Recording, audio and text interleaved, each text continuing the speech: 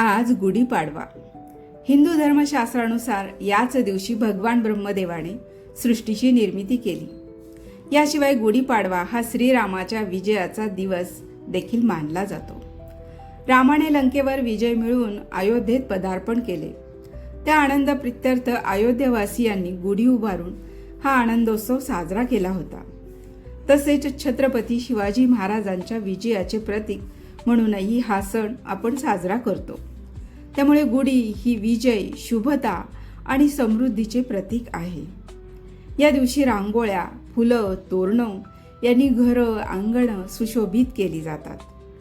3.5 मुहूर्तांपैकी एक मुहूर्त असल्याने या दिवशी सोने, नवीन वस्तू खरेदी केली जाते. नवीन व्यवसाय व शुभ कार्याची सुरुवात याच दिवशी केली जाते. शोभायात्रा, मिरवणुका, ढोल ताशांच्या गजरात होणारी दिवसाची मंगलमय प्रभात म्हणजे हा गुढीपाडव्याचा दिवस.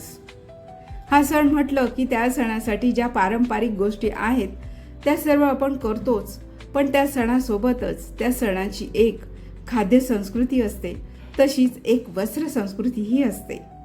म्हणूनच आपण गुढीपाडव्याला पैठणी, रेशमी भरजरी वस्त्र परिधान करून गुढीपाडवा हा सण साजरा करतो.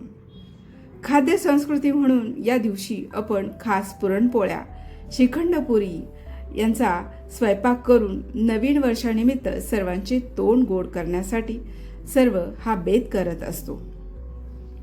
गुढीपाडव्याचे खास आकर्षण म्हणजे पूर्ण रस्त्यावर काढलेल्या रांगोळ्या, शोभायात्रा, मिरवणुका, ढोल ताशांचे गगनात घुमत असलेले आवाज.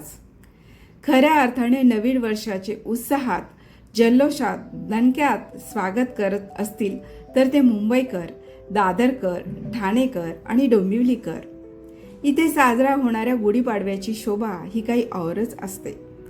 कारण इथे राहणारे मराठी रसिक आपली संस्कृती, आपल्या परंपरा ते अगदी आत्मीयतेने आणि मनोभावे आनंदाने जपतात. इथे प्रत्येक सण एकमेकांच्या साथीने, सोबतीने साजरा केला जातो. कारण एकमेकांना आनंद दिल्या घेतल्याने त्या सणांची रंगत कित्येक पटीने वाढते. म्हणून गुढीपाडव्याच्या हार्दिक शुभेच्छा. धन्यवाद.